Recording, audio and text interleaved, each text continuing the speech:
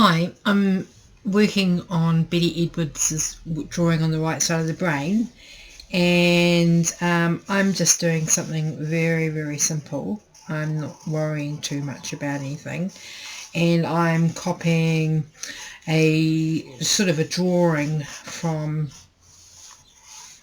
I put these little dots here. I don't know if they're really helping me. I haven't read her book completely. I've just read the first few chapters, and then I'm just sort of starting on the exercises and wondering if just doing the exercises without the theory, will lead to anything. So this idea is actually, and I've come across this before, I've come across the similar exercise in a number of other places for other reasons. So drawing something upside down kind of tricks the brain. So you know how we've got the left side of the brain that's very likes to have all the facts and is analytical and wants to do everything kind of right, and is, kind of has finger on the pulse. And then there's the right hand side of the brain, which is more the creative side. It doesn't actually have words, so it's where feelings and intuition is.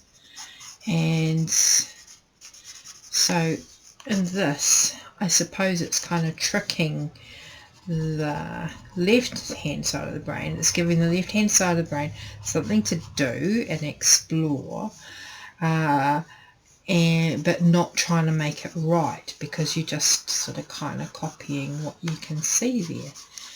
And with those couple of points, you're giving it something to hold on to. So we'll see.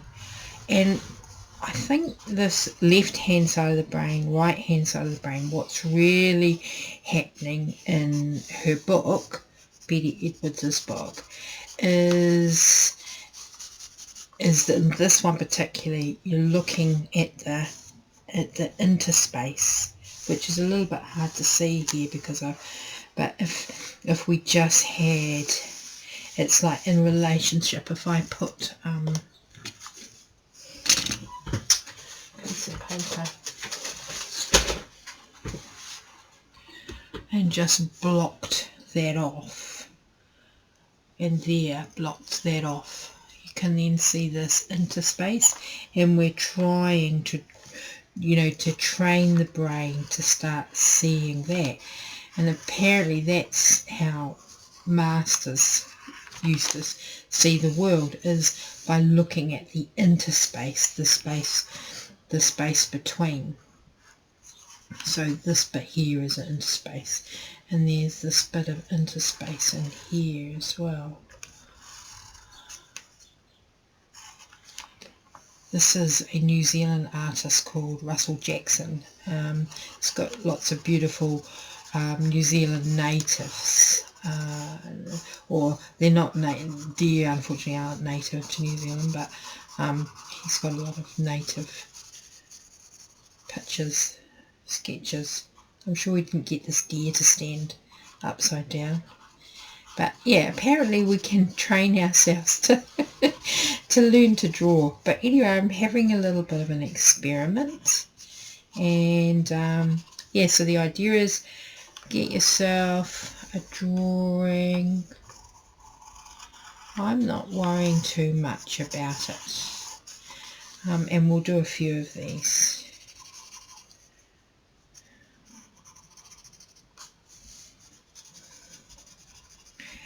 I really like doing the kind of things that are exploring how the brain works. It's part of that whole flow network as well, as when time stands still, and it's supposed to be so beneficial for us as well, to get into that state. And so anything that starts working with that, and this is from sort of back in the 70s,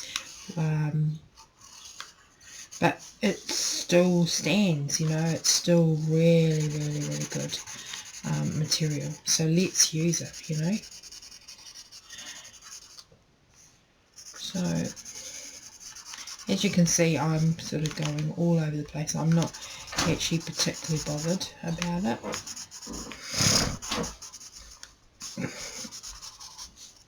And I've definitely got, you know, my first trial, got this. But I'm not unhappy with that, so let's have a look and see. Well, I think Russell Jackson better watch out. But you see this interspacer, you know, it's quite fascinating, isn't it? It has done something. Of course, we'll have a look at Russell's real one, which is a beautiful drawing. But you know, it's there's something there. It's captured something by capturing the lines between and the interspace, and then also starting to really notice this where the dark is, which is not something I've been doing lately. You know, where is the dark, and where is the light, although I did do a little bit of work on that. Where is the dark and where is the light? So anyway, hope you enjoyed that. Thanks.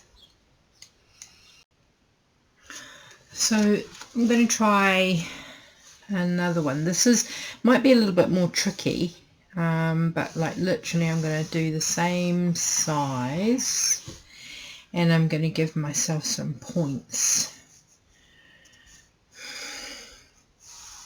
as reference.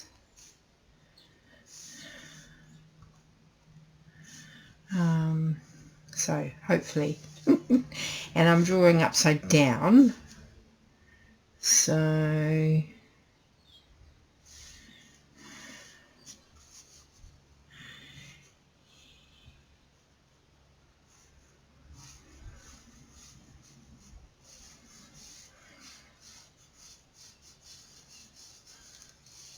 I'm actually drawing not the inside but the outside.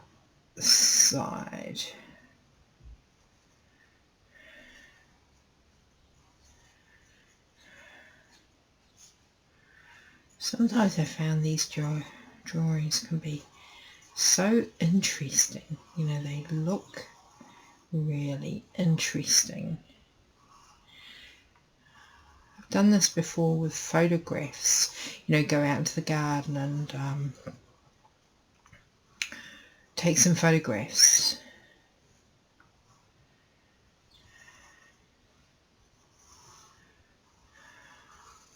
I can feel the switching of my brain of what it wants to see and what it doesn't want to see. It's kind of a strange, and because this isn't black and white, this is a, you know, and it's not a line drawing, there's a little bit of a difference there, you know, trying to, you know, what is the fox and what is the sky, you know, what is the fox and where is the grass. Your brain starts doing some funny things.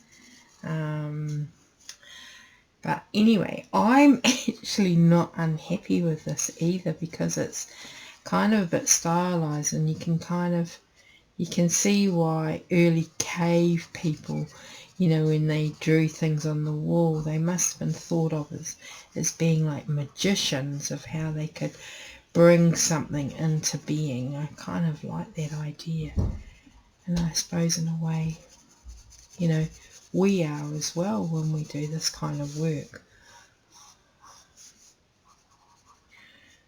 So I'm now looking, so before I was looking at what's outside and what's inside, and not worrying about what the inside is, and now I'm actually looking for the dark and the light.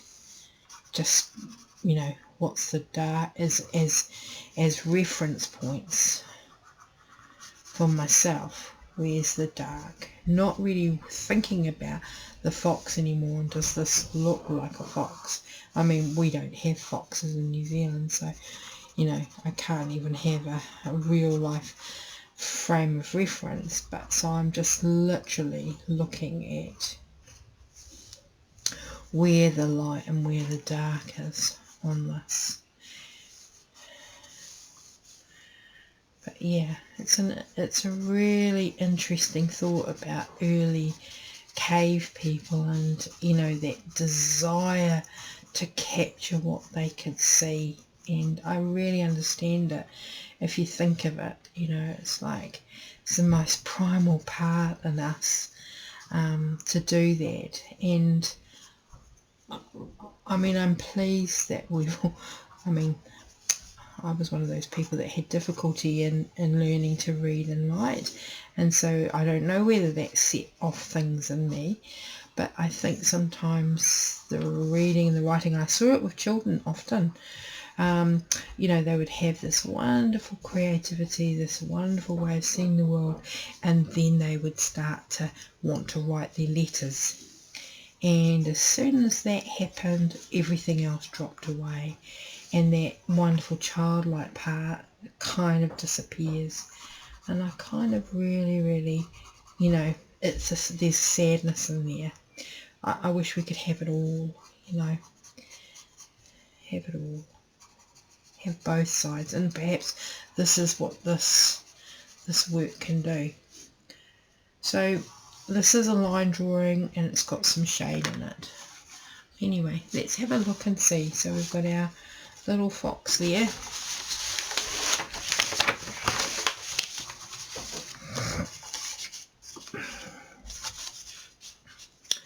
And we've got our little fox there. It's not bad. And I'm not going to try and doctor it up either. I actually kind of like it.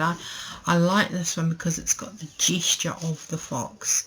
Even though I'm copying somebody else's artwork, and this is from a children's storybook, I don't actually know who the artist is who's done that. So, yeah, but it's definitely got something. So, there we go. Thank you.